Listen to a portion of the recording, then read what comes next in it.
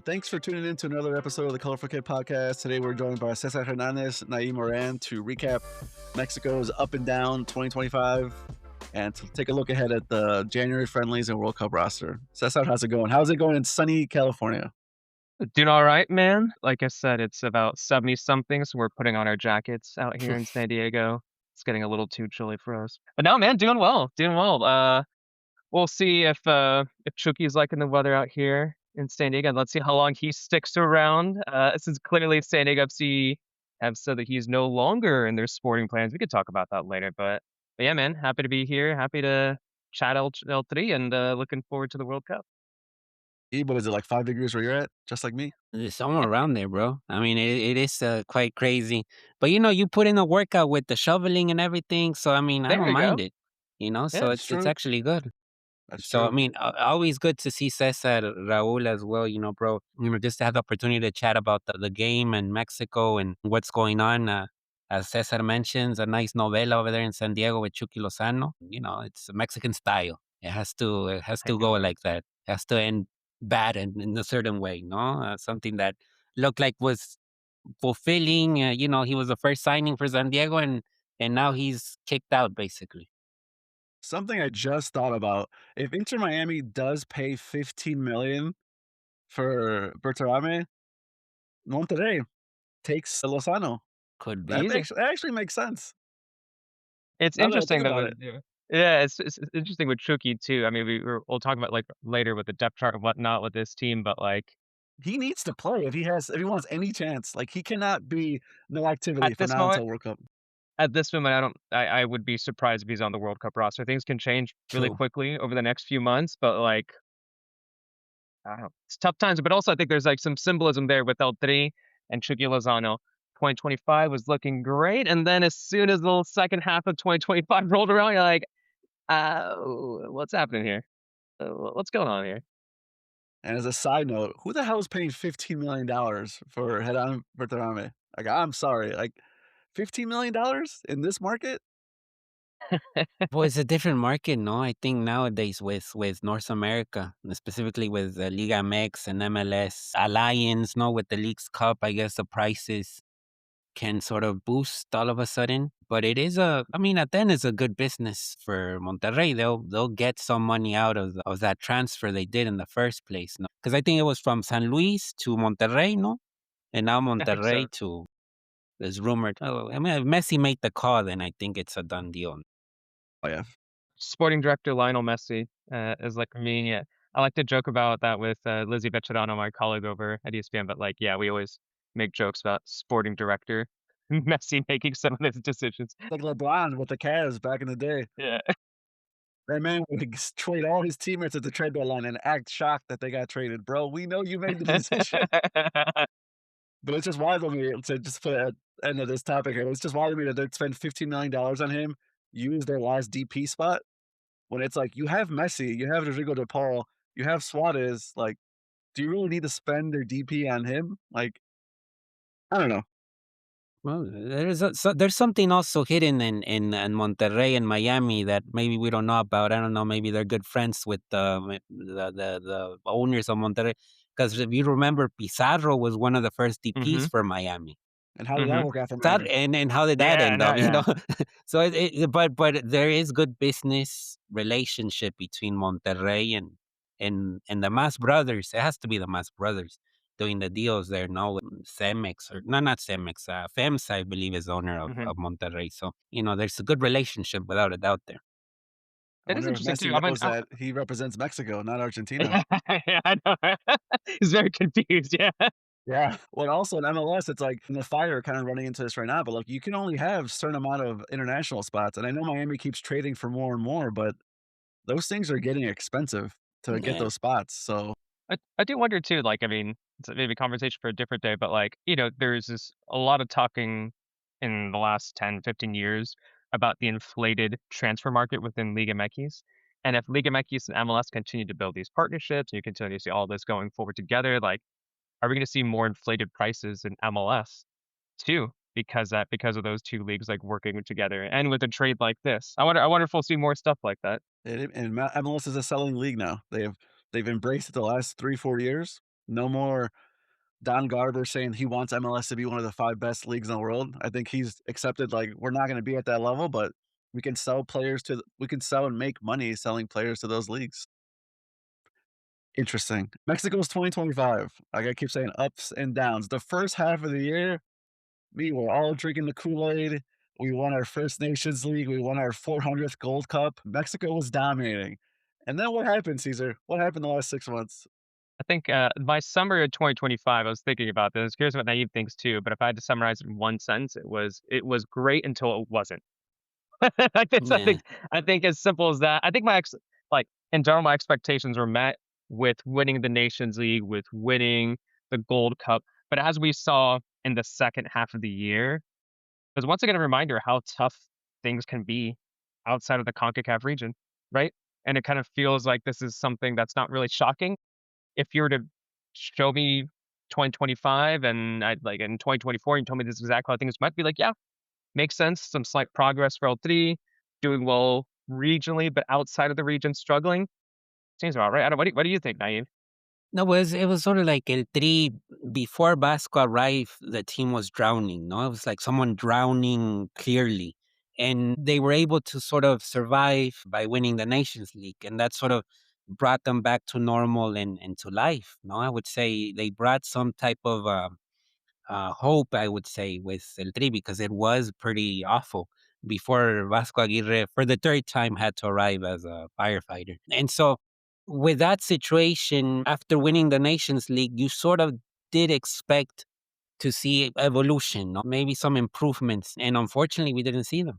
I think after winning the Gold Cup, things went back to critical scenarios and that's where we are right now. It's sort of like finding and looking for solutions and the last minute, Mexican style. No, we do everything in the last minute, and so I think that's where we're at right now, and hopefully some benefits come of this. No? Normiga Gonzalez scoring a lot of goals. Maybe Pierce Richie Ledesma is doing the one-time switch and clearly the best right back in Mexico right now in terms of playing style, attacking more. It's a players that to keep an eye, especially considering since Huescas is not 100% sure he'll make it to the World Cup. And of course, we mentioned the persona of Gilberto Mora. No, we have this magical youngster that gives a lot of hope in terms of playing style. And just so everyone's on the same page here, after the Gold Cup, against 8 non-CONCACAF opponents, Mexico had 1 win against Turkey, 4 draws against Japan, Korea, Ecuador, Uruguay, and then 3 losses, Colombia, Paraguay, and Switzerland, with a -6 goal difference. I mean, I'm not totally surprised by these. I mean, we lost to Colombia, who Colombia is better than Mexico. They're just better roster. Yeah, Switzerland was in, that was that before the Gold Cup? Was that a warm-up game, right? yeah, Yeah, before the Switzerland was Gold yeah, Cup. it was pre-Gold Cup. Yeah, yeah, yeah. Okay, and, we lost to Paraguay. Other than the Colombia loss where we got spanked, everything else kinda seemed in line with what I expectations. I didn't think Mexico was gonna win all of them. I didn't think they were gonna lose all of them.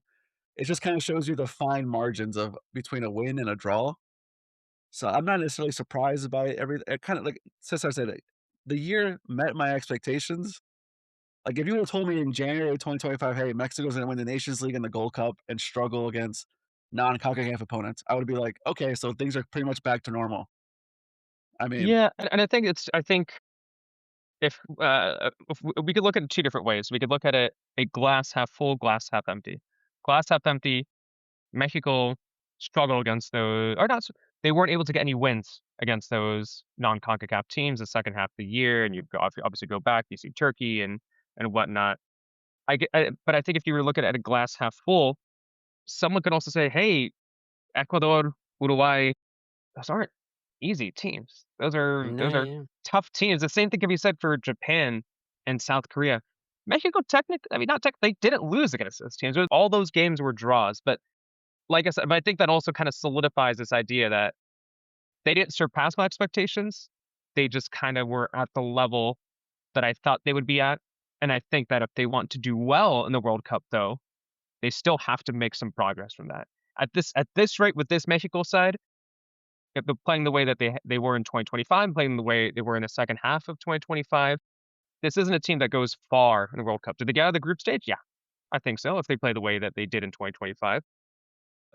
Beyond that, into the knockout round, I don't see this as a Mexico side yet that will go far in the knockout round. Nayib, what did Vasco learn this year?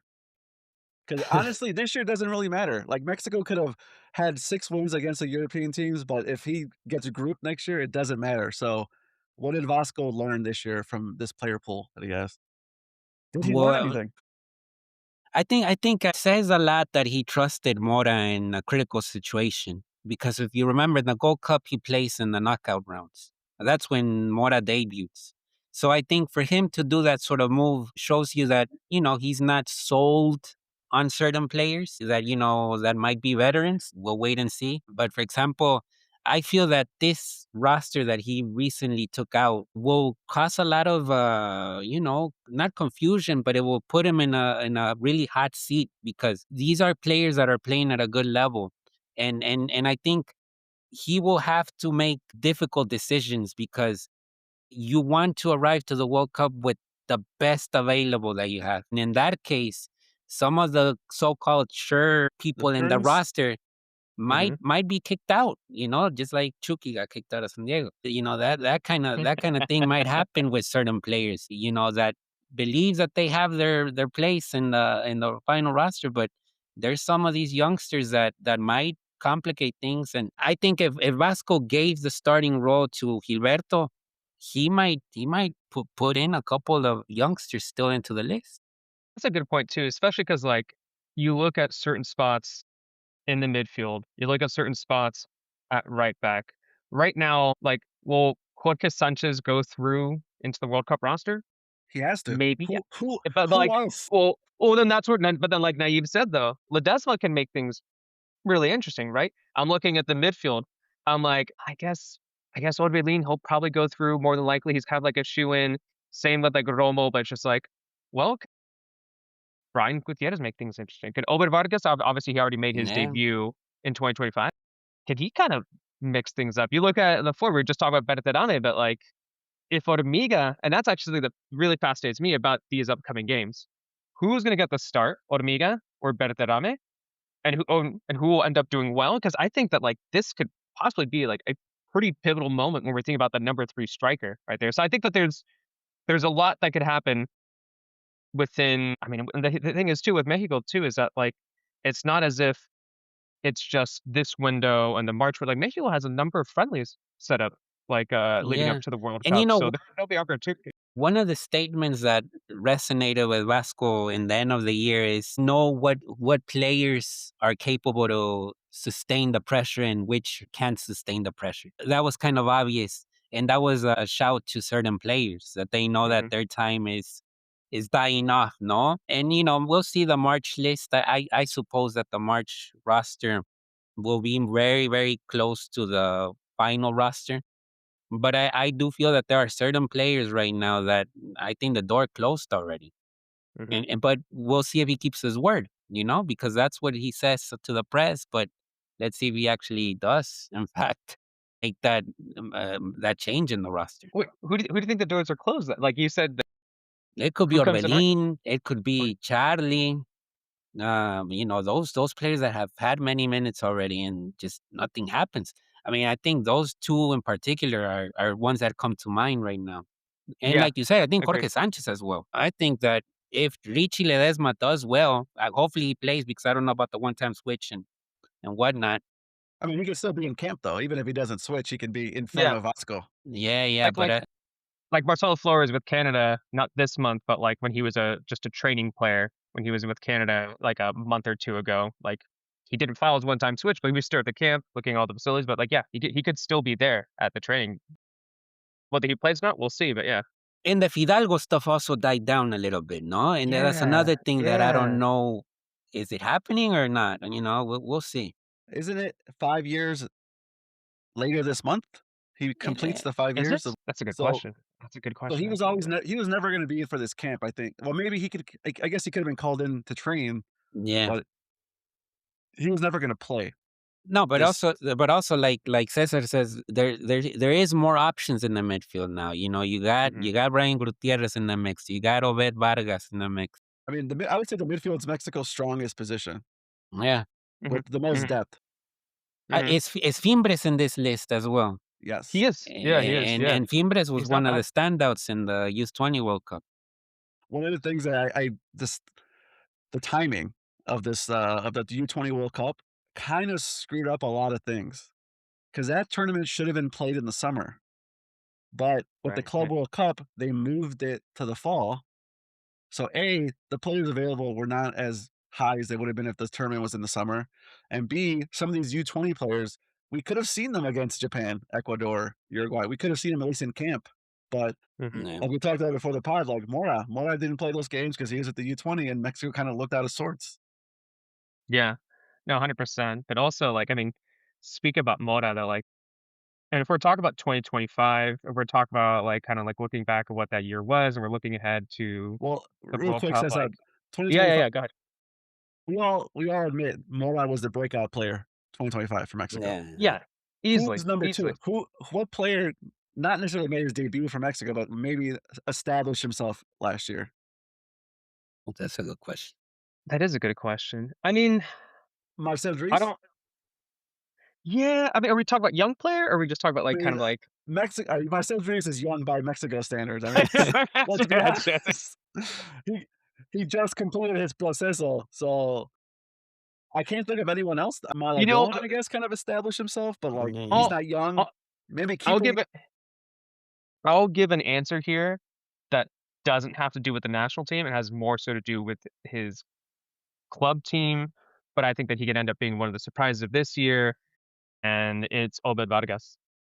Like, the way that he was, like, playing, like, with Seattle last year, and just, like, he if you had any doubt about him, or any doubts about his, like, playing level, and then you watch that Leagues Cup game against Inter Miami, and you're just like, Cruz "Oh, Azul? this"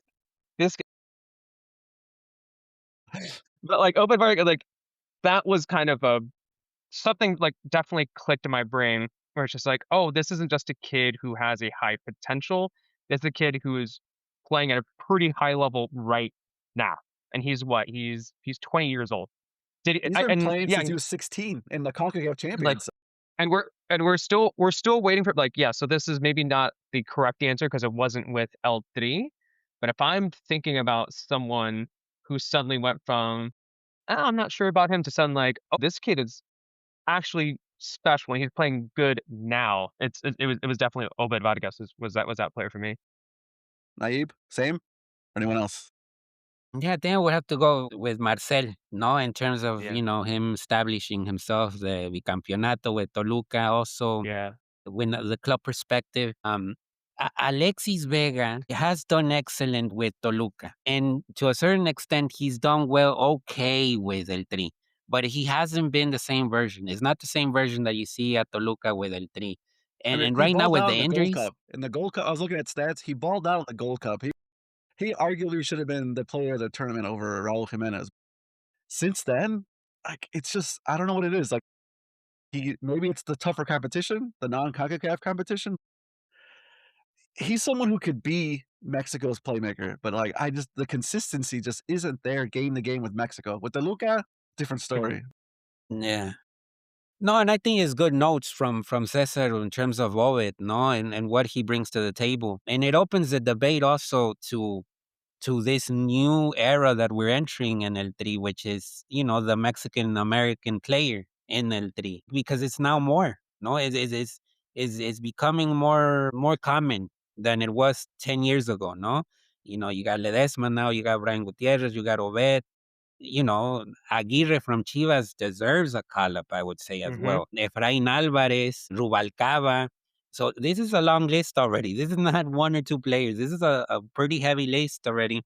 And it's gonna change the dynamics of scouting and how you interpret the Mexican American player. I mean, it's a very exciting moment right now for that specific niche that I think we understand pretty well.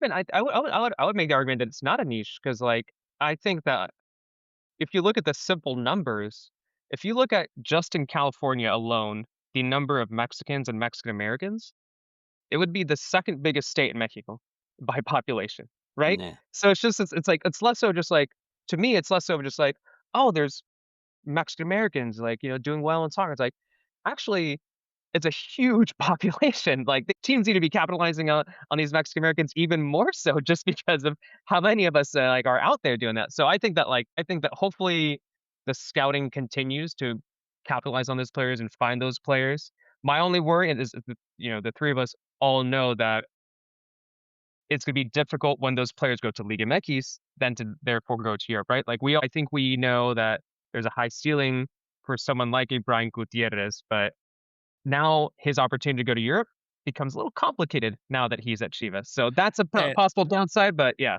I think that part kind of falls on the player for me because Obed Vargas contract ends in 10 months.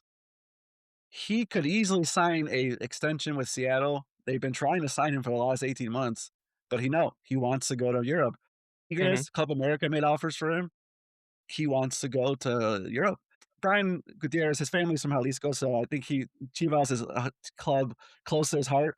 But the Fire did have offers for him last year from Roma as well.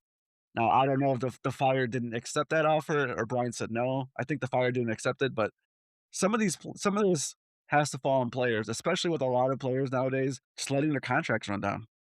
They're just letting it, like, go down. It's like, "Hey, you're gonna lose me for free in 6 months, or you can make a couple $1,000,000 now." So but the American players, the Mexican American players, one thing I've noticed in the last couple of years is, Cesar, you're probably familiar with it, the lower leagues in America, USL, these 16, 17-year-olds signing with those clubs saying, "Hey, when I turn 18, I wanna go to Europe, but I'll sign with you for the next 2 years."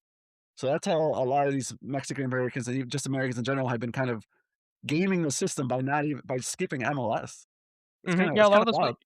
you'll see that in USL definitely. Like I think it was Jonathan Gomez. I believe he did that over in USL and then made the leap over to Europe.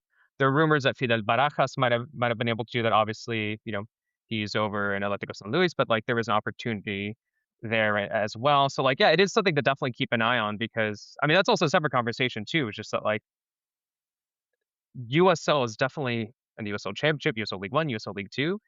It's definitely some interesting stuff happening over there. We can also make an argument about whether we should take the pro rel seriously about what they want to do there with that. But aside from that, like it's there's a lot of really fascinating soccer happening there, and there's a lot of Mexican American players, like really interesting Mexican American players who will take part in those leagues as well. So it's definitely something to keep an eye on. You never know. It could be, I mean, Efrain Alvarez and Julian Araujo, like back in the day, I think like they both made their debuts at the USL Championship, and like With the Los Dos? yeah, I'm like, you never know, like, for those listening to this who, like, don't really pay attention to USL Championship, USL League One, like, there could be the next American or, like, El Tri star, like, playing Yeah. in your backyard. That's something to keep an eye on, yeah.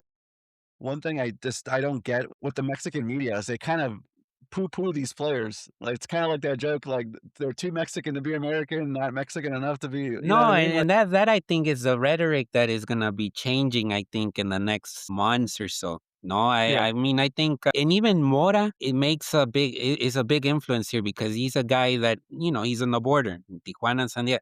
He already speaks English. This is yeah, not a normal player, no? And I think it will follow suit, these, simple things like that, that they're bilingual. I mean, that it's makes them, a huge thing because some of these players go to these other countries and you hear the jokes of them saying, "I didn't know what to even how to even order food when I'm in yeah, another country," because they don't speak English or, things like that. Like, they seem like simple things, but it's one of those things where if you can speak the language in English, I know not every country is majority English speaking, but if you know how to speak English, like, that gets you so far. yeah, And yeah. it's So, I think somewhat related to this, but it's, like, we're not even just English, but, like, I think about if I'm also thinking about, like, players that stood out to me in 2025 and continue to stand out is someone like Johan Vasquez over at Genoa, and it's fascinating if we're talking about being, like, bilingual, possibly trilingual, you never know with him, but, like, watch for anybody listening who haven't watched a Genoa game, like, it's fascinating. You should do it because Vasquez is out there, like, giving directions as the captain in this for this, like, Serie A club. I know they're not the biggest Serie A club, but, like, clearly that means, like, I don't maybe it'd be in Spanish or whether it be, like, in Italian, but I imagine if they're giving him the captain's armband, he could probably speak a decent amount of, like, Italian, so it's, like, really interesting to see this, like, Mexican player thriving out there and clearly being able to, like, do well in this country and probably speaking Italian to these guys, so, like, hopefully that's kind of something where it's not just English, but just, like, more players thinking globally, thinking beyond Mexico, thinking beyond Liga MX, thinking like, "Hey," like Achille Mora, who's like I said, he's chatted with me in English. He was thinking also, "I'll one day be playing in Europe," right? So it's just like, hope we get more Mexican players that are, like, thinking like that. Anyone I mean, let's just kinda move into, like, the rosters.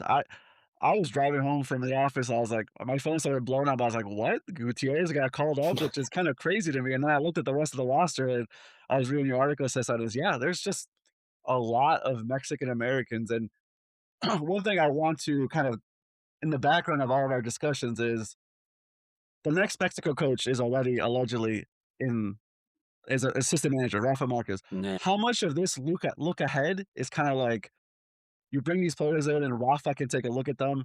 So then when he takes over, in theory, come August 2026, he knows, okay, I've worked with these players for the last 9 months. I know what my base is going to be for 2030. Like it's kind of one of those things where him and Vasco are so close.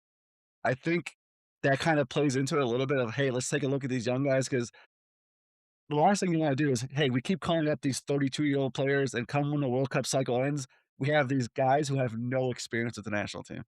And it's interesting because like, you're looking at the squad here, and you're like, "Alright, if we're looking towards the future, and we're thinking about some guys that maybe won't go to the World Cup, but could still be a project going forward." You look at, okay, Timbres, we talked about him. I mean, Everardo, like, Lopez Yeah. over Toluca, he's someone to keep an eye on. Denzel Garcia, Brian Gutierrez. Ron He's really Gonzalez? cool. Yeah, yeah, yeah, him as well, actually, yeah, because he's what? Yeah, he's 22. He's still just 22 years old.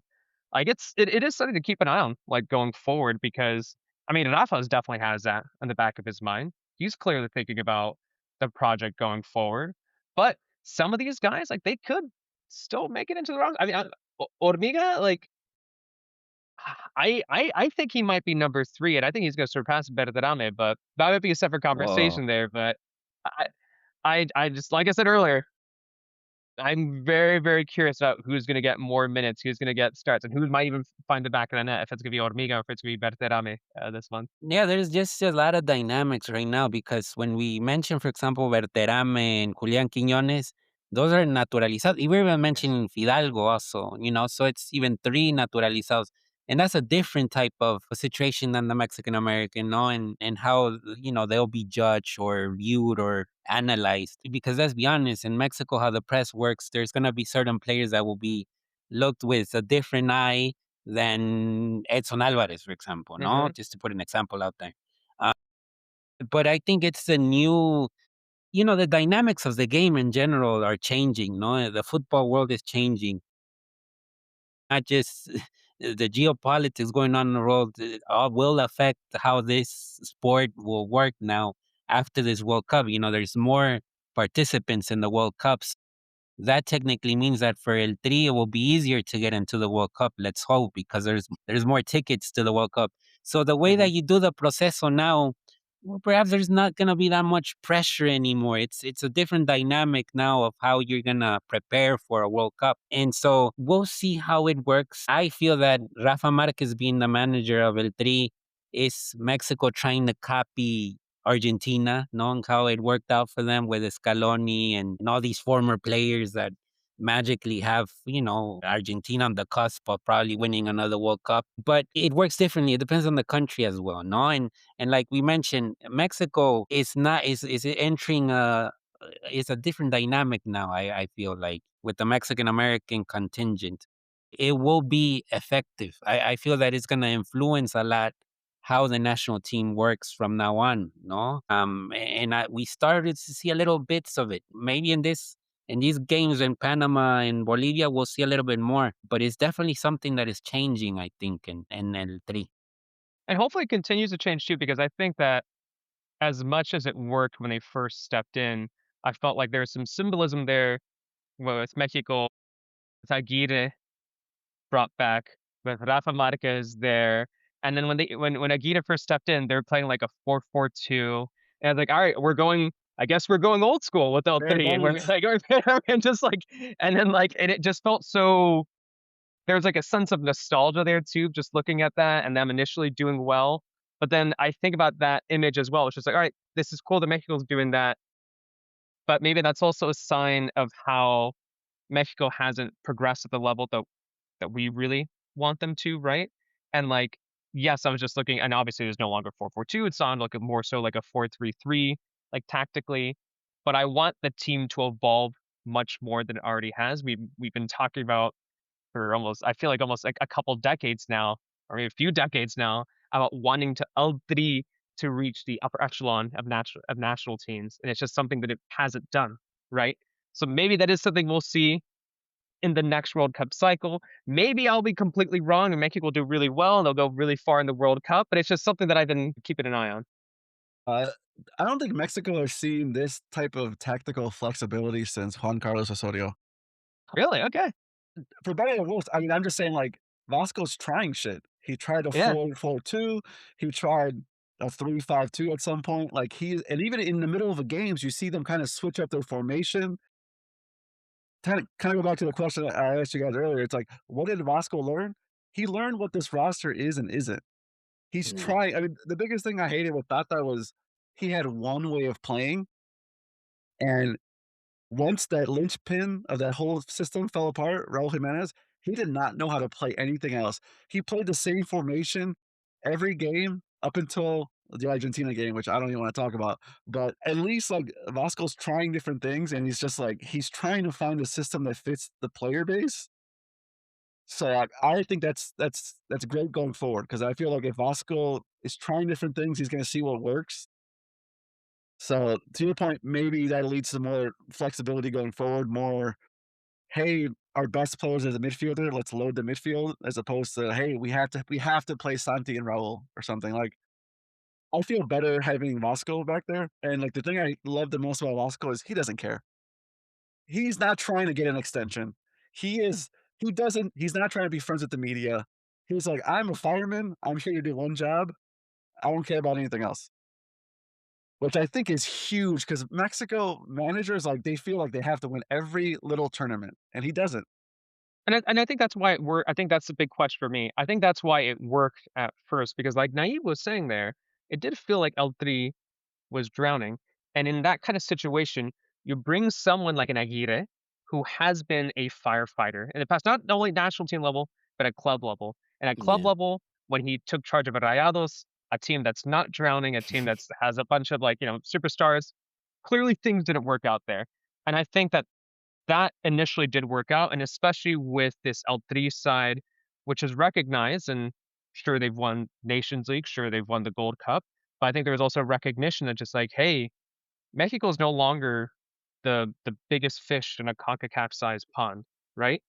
Now the U I would make the argument, like, the US is probably still despite the titles, like, that Mexico won, it's probably just still slightly ahead of L3. Canada are extremely competitive, so I think it looked great at first with Aguirre stepping in, saving Iltree from drowning, and then in the second half, I'm not entirely sure what happened there, but I think that The opponents I got think better. that yeah, maybe, yeah, yeah, again, yeah, simple enough, yeah. the opponents got better, and also there was just a lot of there's some games that Raul didn't come because he was out, and so in those Mexico games doesn't have the also depth. Mexico does not have doesn't the have the depth. depth 11 through once. 23, or I mean, sorry, 12 through 26, they don't have the depth to play against these other countries. Exactly, and I think Yeah. that's the issue as well, no? That like you said, the depth, but also tactically the shifts and everything that they want to do. I think that's going to be important moving forward.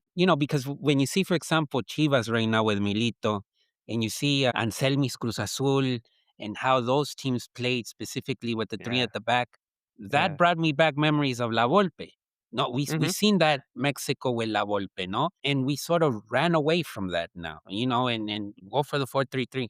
But if there is a certain way that El Tri has played well, is with that format, with the 3-2. And with Coca, he wanted to do it, but he wasn't. There He was didn't just no commit. relationship Yeah. with the players and Coca. It was heading to disaster right away. How long did he last? Was it like 2 Literally months? weeks, 2 months, maybe. I don't know. Yeah. Yeah, it wasn't very Yeah, Nations League, right? It was a Nations League that kicked them out, no? The Yeah. way that that happened and everything. But I personally feel that that is the essence of Mexican football with three at the back. No, Mhm. and Marquez was the king at it, and now he's a assistant manager. We just don't have technically gifted players right now, maybe perhaps that don't have that ability with the ball on their feet, no, especially the defenders. Because that's the thing right now, for example, with Chivas is Aguirre is playing as a center back, but he played as a Mhm. midfielder. Como is playing as a center back, but he also knows how to play as a midfielder. I mean, we've seen him more as a Mhm. midfielder. So it's interesting seeing Chivas play because they're playing a dynamic style because it's not just about the formation. It's also that the players have to be moving around. And sometimes with El Tri, especially the second half of the year, I just saw them standing there or like, I'll be on this area, but I'm not moving back for the ball, no, in terms of way. It's sort of like Charlie Rodriguez is a perfect example because Charlie Rodriguez with Cruz Azul, he's moving around. And El Tri, he's just standing in one position on the right side of the Mhm. midfield or the left side of Yeah. the midfield. And that's something that has to be done at the training sessions. And that might be my only criticism right now with Vasco Aguirre is you gotta make those players move around because if they're not moving around, the formation isn't gonna do much. Yeah. And there's some issue also with the center backs that we have that they're slow. I mean, Montes is very slow, so you catch him on the break, it's game over. But in the air, he's all right. He'll win the duels in there. It's a problem on the ground. We talked about before we started recording, but just like if the first half of the year was like redemption, second half of the year was just predictability. Mexico just felt I think really, the really second half was like a predictable. reality check. Yeah, reality check. Yeah, it just felt so predictable. But I like Nate that you brought up Cesar Montes there because like I think one reason why he's gonna be I I'm gonna do a random prediction. You mentioned Cesar Montes now. I want to talk about him. I think he's gonna get a goal at the World Cup. It'll be off a set piece. It'll be off a corner. He's the only Mexican taller than Raul over here. Raul, how tall are you? You're six. Six You're three, 8 foot. You're 8 foot 6'3". five. But Hey, hey, let's not. Cesar Montes was our second highest scorer last year with 3 He goals. got 3 goals. He got three. You know what? I get. Now you mentioned there about his lack of pace. I get glimpses of Hector Moreno when I watch Cesar Montes. I Yeah. think as someone who isn't really fast, but just like in the air will do really well. He's gonna be he's gonna be a threat off set pieces again this year, and I think that he'll be. I think he's gonna get my wild prediction. That wasn't a That's question. Wild Right? There, prediction, here we go. there was no question about wild prediction. My wild prediction for the World Cup is that Cesar Montes is going to get a goal. My wild prediction is that he gets 2 yellow cards and misses a game. that's another possibility too. I thought you said we were about to be positive in this podcast. I didn't say Actually, it was red naive. card. It was That was naive. just me. That was just me. I didn't say red card, so we Yeah. got that. The 3-5-2. So there is I wrote this article after the October window, and I was like all in. I was like, "Hey, like Mexico should do a 3-5-2. We have no wingers, but we have Mateo Chavez and we had Rodrigo Huescas bombing down the sidelines. Like, let's Yeah. try this. Everything is good." 2 weeks later, Huescas torn ACL. Yeah. Yeah. Araujo could play that. He could play that role though. Like Julian, he's getting minutes at Julian is Celtic. Now, also yeah, getting yeah. minutes. I think that's but yeah. Yeah, like But he now I'm like, he could work. But he's not that dynamic. He's a better defender than Huescas, I think, but he's not bombing down the sidelines like Huescas is. But he is I a think stronger defender, I would say that. I still think you could make it work. And then like yeah, you have Mateo on one side, Araujo. I mean, that's assuming Araujo goes because right now, if there's a World Cup roster right Who now, I don't else think he'll make who else is number 2 on the depth chart at right back that has eligibility to play for Mexico? okay, Is that Sanchez. that's number 1? I don't know who No, no, else. no, no, no, honestly, I think it's Israel Reyes number one, and then after that is Jorge Sanchez. I'm not saying that's my number one. I I'm know, just I know, I know. thinking I think Reyes is good in the back 3 or if he's your right back, you have to accept the fact that he's barely gonna cross midfield. He's just not that type of right back. I was looking at his heat map when he played for Mexico. Barely any touches past midfield. That's not his role. Can he play right back in a pinch if someone's hurt? Yeah, throw him out there. But if he's your starting right back, that's a game where you're going to be bunkered back. He's getting a lot of minutes. I mean, let's see. If I I mean, look at and the then the group yeah, stage that El Tri has, I mean, they're playing against South Africa and and Korea. I mean, you have to have the ball. I mean, you got to attack all out. I mean, it doesn't make sense to sit back against Korea and South Africa. that's a good So point. it's like if Vasco plays with Israel Reyes as a right back against those teams, then I don't know. Things are not looking good if that's the case. Because right now, like you said, Cesar, Julian Araujo, let's see, let's hope. I mean, hopefully he can keep it up with Celtic, but that's a good option to have, as a right back. At the very least, so Isra Reyes, he's number one of the power rankings of best singers in the Mexican national team. You guys seen videos of him Oh, yeah, singing? yeah, Dude's a singing, good singing. singer. Yeah. I know what he's doing after after this after playing with the like in Liga MX and like playing for El Tri, dude has to release an album. No, but seriously, look at videos. You seen some corridos? He's pretty good. He's an amazing Yes, singer, yes. actually. With this national team, we don't need any videos of our players partying. We don't want any of that. That's just going to lead to problems. Yeah. You know something's gonna like emerge like a week before the World Cup. Just that's the No, state no. of it. Let's not even go there, bro. Let's avoid that, and let's avoid playing a friendly at Cowboy Stadium before the World Yeah, Cup. jeez, dude, I was at that game. Yeah. Yeah, anywho. Um. Cesar, let me get. Who are you excited to see in these January games against Bolivia and Panama? Let's see, who am I let's see. Let me balance it. I gotta shut this down. Okay, so I think it's Hormiga and Obed. I've talked a lot about why I like Obed Vargas.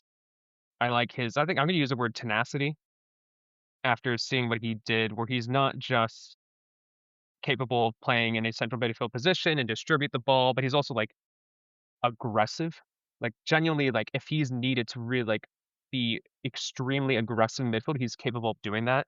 And I think that like if there could be a surprise player who sneaks into the World Cup roster, I think Obed. I think he's capable of doing that. And I think that the other player too is Ormiga. You can't for a while I was wondering if there was too much hype about him, too much overhype about him. But every time that thought came to my mind, I would just see him score a goal for Chivas, right? And Intelligent goal too.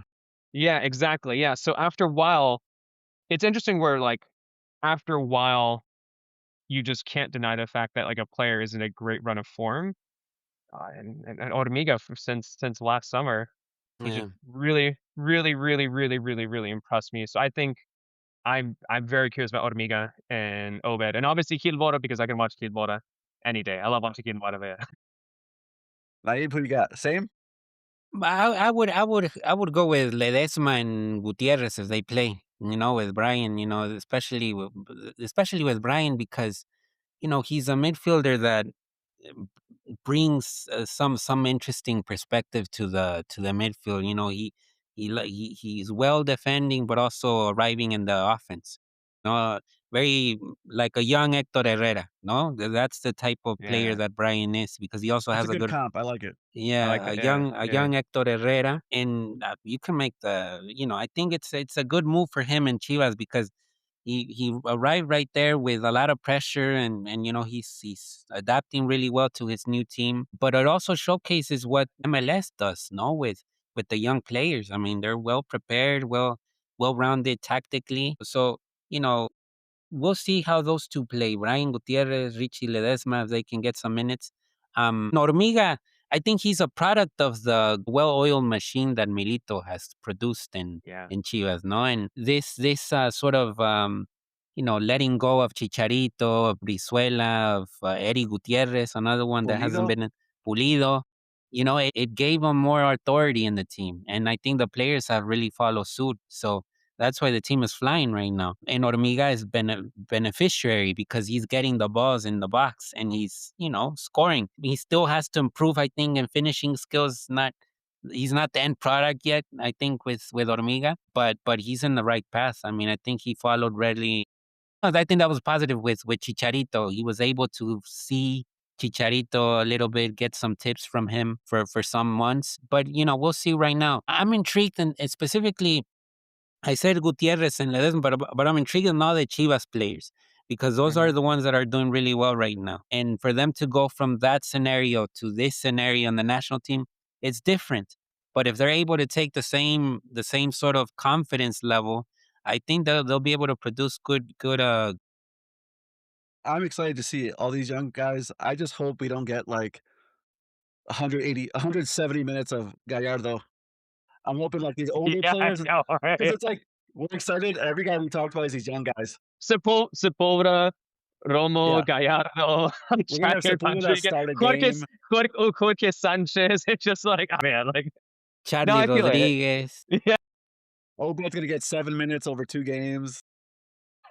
Just play the young. Like I feel like these 2 games are kind of gonna go a long way to decide who are the last 5 guys in the roster. Mhm. Yeah. Because a lot of the guys that are like on the bubble are in this call up. Mhm. That's the advantage of these bubble guys who are on Liga MX. They have the benefit of these 3 friendlies. Julian Araujo doesn't have the benefit of these friendlies. I mean, he's playing now finally, thank God, but the European-based players, they can't they're not involved in these camps. So, it'll be interesting. World Cup rosters, let's just go through a couple of these. Cesar, who is your 2nd and 3rd keeper? So obviously we assume Malagon is number Yes. 1. I think the easy answer, I think we would probably all agree. I'm curious if any of you would disagree. I think the easy answer for number 2 is Tala Rangel, and then after that, I think you gotta do Ochoa.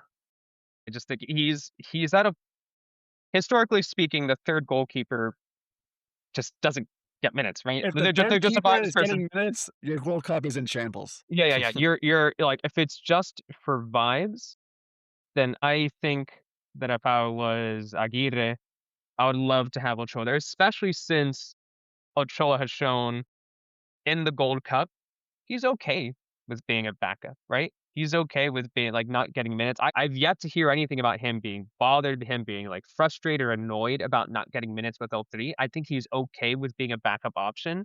And as much, I think that someone could make an argument, be like, you bring one of the younger guys, maybe I What could make an younger argument guys? for no, no, or you know what? I'm gonna make an argument for the sake of just this argument, and Alex Padilla, I know things aren't going well over there in Spain, and he's not getting the minutes, and he plays in the Copa game, and he looks kinda but it's still a guy who's only 22 years old. He's probably, of the Mexico goalkeeper options, probably the youngest guy there. I don't think there's anybody else because I think Fernando Tapia is probably, what, 24, 25, maybe 24.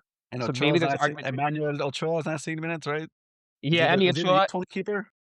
yeah, he's I don't know what he's doing in Cruz Azul. I mean, it's tough times for him, but all that being said, you need the locker room vibes. You need you need Ochoa. I think Ochoa is number 3. Yeah, I agree. Yeah. Nayib, same? Same. I mean, look, in the last World Cup, that Vasco coach, he did this thing. I think I remember in the group stage, he had 3 different captains. And then how everything played out with Ochoa and Conejo. Ochoa was, Still not he over that played in shit. the qualifiers. He played most of the qualifiers, Ochoa, and then he puts all of a sudden Conejo as a starter. So it could happen right now that, we see Malagon and Tala playing, and all of a sudden the World Cup comes, Ochoa as a starter, no? Or you can do the crazy thing, and there's going to be Tala's going to start one game, Malagon's going to start another one, and Ochoa's going to start another one. So that's how crazy things can play out too. I mean, Vasco already proved in the past. Vasco started Bofo Bautista against Argentina. So Yeah. it's Oh, like, yeah. it's maybe with years he became more mature, more wise. I suppose wiser. But it's still Vasco Aguirre, no, and so we don't know what to expect right now. But you know, based on my point of view right now, I think Tala is the starter. Tala is the number one, then Malagon, then Ochoa. Okay. And then from there, we'll see how things play out. But I wouldn't be surprised if Ochoa starts and is this Mexico starter in the World Cup. It's just you just never know. There's no basically the answer to this is there's no clear cut number 1. There's no clear cut Yeah, number one. that's yeah, yeah, yeah. Not number 1 or number 2, but who is the 3rd striker at the World Cup, Nayib? Is it Omega? I mean, But Julian Quinones? I mean, shoot, I mean, it's a very tough one. Because the thing here with Santi Jimenez is he hasn't done anything. I mean, ever since he arrived to Milan, I don't even know if it's 5 goals at least. Probably He less than that. hasn't put up the numbers to deserve a call up, to be honest. There's other strikers that have scored more goals. I mean, heck, Sepúlveda was the top goal scorer of the Champions Cup. No, he was el goleador of that tournament, more goals than Messi. No, Sepúlveda also has some legitimate stuff. And now that he's in Chivas, he's probably going to get more goals. But he's not gonna Because start over Hormiga. that is true, but even It's coming off the bench. yeah. So, Raul is a starter for sure. And then after that, right now you can say Berterame is the second one. He's putting up the goals. Vasco likes him. He's getting a lot of starts with Vasco Aguirre. And then the third one, Santi or Hormiga. No, that's the thing. It's looking like Santi because of the history and, he plays for Milan. But he's not putting any numbers. I mean, is the last big goal that Santi scored was against Panama, Okay. with Jimmy Lozano as the manager. Mhm. So that's the seriousness about Santi Jimenez. He's good for the sponsorship because I was in Mexico just a couple of weeks ago, and he's all over the place, and he's an excellent face for that. But he's not doing it on the field. He's not doing it, Yeah, and he's and he's out injured right now. exactly, yeah, and it's just like, I think we'll see what he looks like injury-wise, like, if 'cause what, he's supposed to come back actually, I should know this, I don't know, like, in March? March, In maybe? I March, think I right? saw March, yeah, I think I saw, like, he's supposed to be back in March. But is he gonna There play could be with Milan? I don't think that's a so. good that's a good point as well, it's like, it's not a guarantee that he'll be getting minutes with Milan, and then if you're then heading into the World Cup, and if this isn't a starter, and if this isn't someone who's scoring because, like, as you mentioned, Nayib, it wasn't as if, like, when he was fit, he was a star player. I mean, like, no, he's just like and also, like, looked up right now, like, he has scored I think he like, some of the other I And think, it's like, very the strange with Santi because in the 2022 World Cup, when Tata leaves him out, Ugh. he was scoring goals like heck mhm, in Feyenoord, no? He was And the and leading Europa League scorer when the rosters came out. yeah. so it was really strange to not see him in that roster. It made total sense. There was no dispute from my perspective. But now 4 years later, it's kind of sad that he's in this situation of like he's not playing. I mean, it's not Yeah. that like it's sort of like you're giving him the spot in this World Cup because you didn't give it to him in 2022, which kind of sucks. But that's how it's looking right now. I guess we wanna to to to branch off to what you were saying, Naive, earlier about maintaining optimism. If we wanna maintain optimism here, let's be grateful that Raul Jimenez is doing as well as he is, as a guy who's close to our age, as a guy who it's amazing he's still playing soccer, as a guy, like, it's amazing he's, and not saying that because of his age, but because of his head Yeah, injury, injury. right? It's incredible he's still playing soccer, and he's, like, still I mean, he's, like and it was, like I forgot who it was who wrote the story for The Athletic. Oh, that's a great article. But it's like basically look it up, just like Raul Jimenez, The Athletic. It basically talks about the fact that like he is finding the back of net, not like I don't think he's a top 20 goal scorer in He's got the like 4 goals, I think, this year. yeah, yeah. But what makes him so good is his off the ball movement and how he links up play for so many different players at Fulham. And he does that with El Tri. He generally does that with El Tri with like chasing back, fighting for ball. Like it's I think we should feel grateful that Raul Jimenez is still doing well at full because if he wasn't playing at a decent level right now, we have a lot more worries than we do right now. Yeah, Like no, and so look, a lot of the followers and a lot of in the conversations is Julian Quiñones, Julian Quiñones. I know he's scoring a lot of goals in Saudi Arabia, but there hasn't been a moment with El Tri where you say, yeah. well, he deserves to be a starter. He's Well, done enough to what's be a his best position? and As that's a the position. secondary striker, no? Yeah, so you Yeah, got to play yeah. that sort of We way don't play with the secondary striker, so then you have to push him out wide, where he and doesn't it's do much. just not his position. It's just one of those things where at the club, he plays his natural preferred position. The national team, he's not gonna take out Raul Jimenez, so then you push him out wide, and it's just like, he's just not as good out wide. That being said, if it were up to me, Play I would and still if you choose him over Chucky. Yeah, I'd and still choose him over Chucky. if you play with Raul and Julian, with those two up top, do you think there's a possibility that it works out? Yes. You have Julian essentially play target man. And by target man, I mean just the guy that's forward, and you have Raul drop back. Yeah. And Or you could then you do, don't need a number 10. or it could Or be the other way flip around. it. Because Yeah. I'm thinking about Atlas when Julian was doing a really good at Atlas, and like then Raul Jimenez does the Julio Forch role, and then Quinones can kind of like it's like Forge was like the muscle, and like Quinones was this like clever, smart kind of like mover like around that. It's a Raul I Jimenez think Chucho yeah, in Club America. yeah, It's the same thing, you know? yeah. Yeah, it just depends on what Vasco wants to do, and if Vasco is sort of set in that he wants to play with three, with the wingers and the central striker, then it kind of that idea goes out the window, no? And so we'll see. I still like I said, but the best news for him though is the Chucky situation because right now I'm choosing Quinones. If it were up to me, I would choose Quinones over Chucky. One of those like and you think about. I feel like you see like oh Vega, Chino Huerta if healthy, Ojo.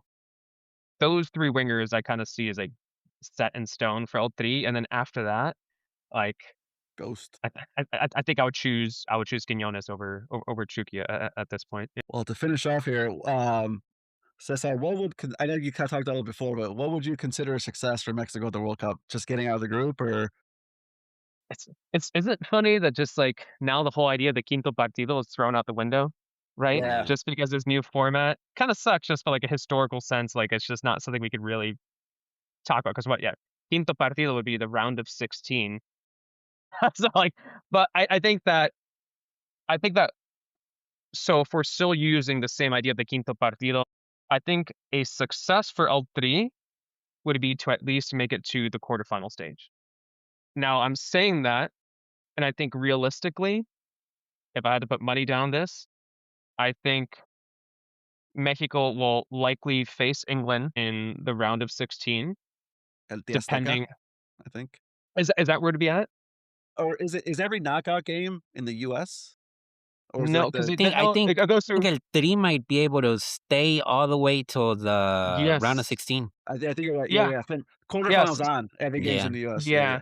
Because the winner of Group A, and I do think Mexico, I do think they're gonna be the winners of Group A. They would play in the Azteca or Banorte, whatever, or whatever it's called now. Nah, nah, nah, nah. The Azteca. And And then it's if they win, rojiblanca, no? Now the stadium is is like red and is it white. Like really? it's Is it insane. really? Or sorry, Oh god. guys. It's Mexico City Stadium, right? Per FIFA? Yeah, all right, Yeah. yeah. I I'll wonder be if that's going to what they Mexico. call it. I'll report back after going to Mexico City in a couple months. But yeah, so if they're the winners of Group A, then then round of 16 would be in we're calling it the Azteca, the Azteca, which would be more than likely against the winners of Group L, and more likely will be England. I think that's where Mexico. I think where Mexico ends up losing So against England. if But they lose in the round of 16, you would consider the World Cup a quote unquote success? no, I think that's just par. Can we just say par for the course? That's just like I'm like, hey, it's fine, it's all right. I wouldn't feel disappointed. I wouldn't feel happy. I'll just feel like that's what they did, and that was fine. Would you say like losing in the round of 16 is like the ceiling? All things considered? Like All things where considered, yeah, I think that one. Yeah, yeah. I know. What do you think, You man? know what I would think a success would be in this World Cup if is the integration of the fan base and the team is actually on the same level. Because I sense that, especially with the Torreon game, I know it was awful. I mean, I think Yeah, dude. that was sort of like the worst case scenario possible. yeah. And if you multiply that times 100,000 people, like Torreon and Azteca is a way different venue, no? What you want to see is the same bandwidth, no, of the fan base and the team. If that happens, I consider that a success. And that can propel the team to do unthinkable things because the stadium will play a role. I feel like I still think that if the fan base is really integrated to the cause and the national team is actually putting on a decent show, like when I mean a decent show, I mean what Piojo did with that team that whooped the crap out of New Zealand.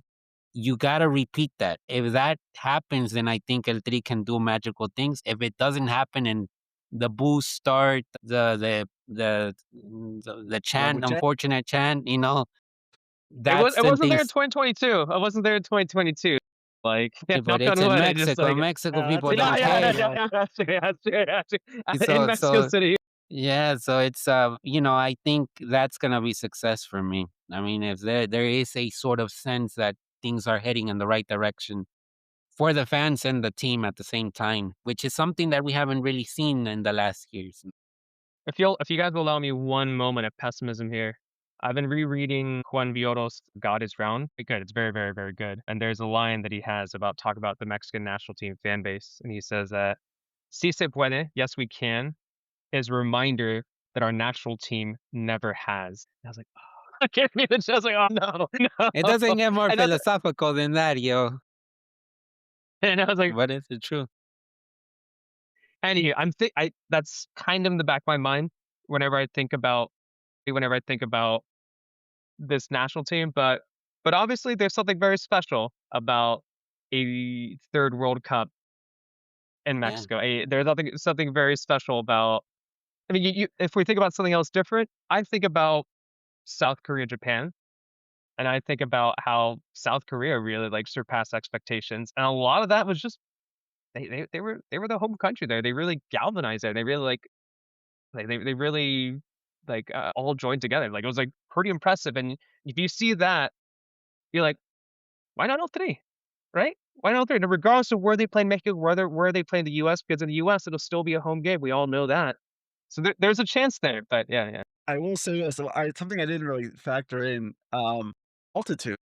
All the Yeah. Hmm. Mexico games are gonna be at altitude, and these Hmm. European countries, they Like I don't don't really England is gonna struggle, yo. England's gonna esos struggle in the bonitos altitude. in the Yeah. sun? I don't know, man. I mean, there's a reason is it Bolivia has such a great home record in the Yeah. World Cup Yeah. qual it's 'cause they play like 10,000 feet. Yeah. So, 'cause in an interview, Vasco was saying he wants his players as soon as possible, especially the Hmm. European players. He even said, like, if Fulham are not competing for a World Cup spot and they're safe and they're gonna be in the same number 6 to number 9 spot or whatever, he says, "Give me Raul."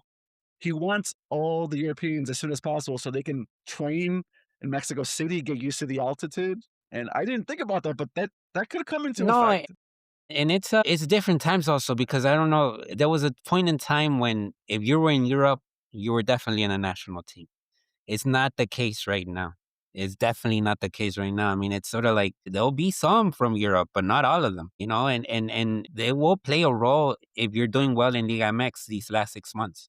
If you're That's a doing good point really well, too. you might make it into the final roster, and it starts literally in a couple of hours in Centro de Alto Rendimiento because if those players do well in these next weeks or so, many of them can make the final roster still. That's a good point too, especially because like a couple of names we haven't even mentioned who are in Europe. We haven't talked about Stefano Carrillo. We haven't talked about Heriberto Corrado. Maybe 10 years ago, like we're like, dude, that guy's playing in Belgium. Call him up. But like, but Yeah. that's just not the case anymore. And I think that related to that too, I think like I don't want to say I hate to give them credit, but I think if we want to give at least some credit to Liga MX and the FMF, I'm looking at the way that they've organized things leading up to the World Cup, and like it's actually like a decent setup there. Where what I'm saying, like the Inicio de Concentración, yeah. So like it starts in May 4th. There aren't going to be any, and there aren't going to be any all the national team players who are in the Liga MX playoffs. They're not going to take part in the Liga MX playoffs. They're going to start training there. Now, when you look at the rest of the world, basically they'll be on vacation from like late May, then start getting ready like in mid June. Mexico will have the benefit thanks to the collaboration Liga MX, where they will be there in May and taking parts in friendlies in May. I think there's 2 scheduled friendlies in May, and then you still have the Fecha FIFA in March. You have a February camp. You have the 2 games this month. They have it. So I don't want to give them too much credit, but I think it's okay to give like a little bit of credit to Liga MX and the FMF for really. They are going to support if they are going to support L3 like leading up to the World Cup when you consider that. Yeah, I was reading John Arnold's newsletter, and it didn't really hit me, but this Liga MX season, this Liguilla is gonna be determined not by the team's best players, because if you're a really good player and you're Mexican, you're not gonna be there. You're gonna be with the Yeah. national team. Yeah. So, Exactly. Exactly. Yeah. Exactly. Yeah. No. Yeah, Toluca will still be strong without Mexican national team players. I mean, I think Mhm. they're bringing in these foreigners, and it's just the team is stacked. Unless some of the foreigners play for the nationals, but I don't think so. So it's a Yeah. Toluca looks, watch out, might be a tricampeonato, a back-to-back tricampeonatos, no, Back to because of back the three America campeonatos with and America. Toluca. Yeah, Well, they signed not that they signed a foreigner, but they signed Cordova, who's good, but he's yeah, not but gonna be in the national team. You know what I mean? Like, exactly. Yeah, yeah. It's good uh, business. yeah, yeah. Well, on that note, can end the pod here. Big thanks to you guys for joining. Cesar, is there anything coming in the pipeline you want to shout out? Always, man, always. I mean, yeah, just keeping. I'm working on a few different exciting things, like for ESPN. Like I've got a list of stuff here. I'm writing about some U.S. men's national team stuff. Hopefully, we'll see maybe something interesting. Collaborative piece with Lizzie Veterano regarding Liga MX and Pro Rel and yeah, Senso.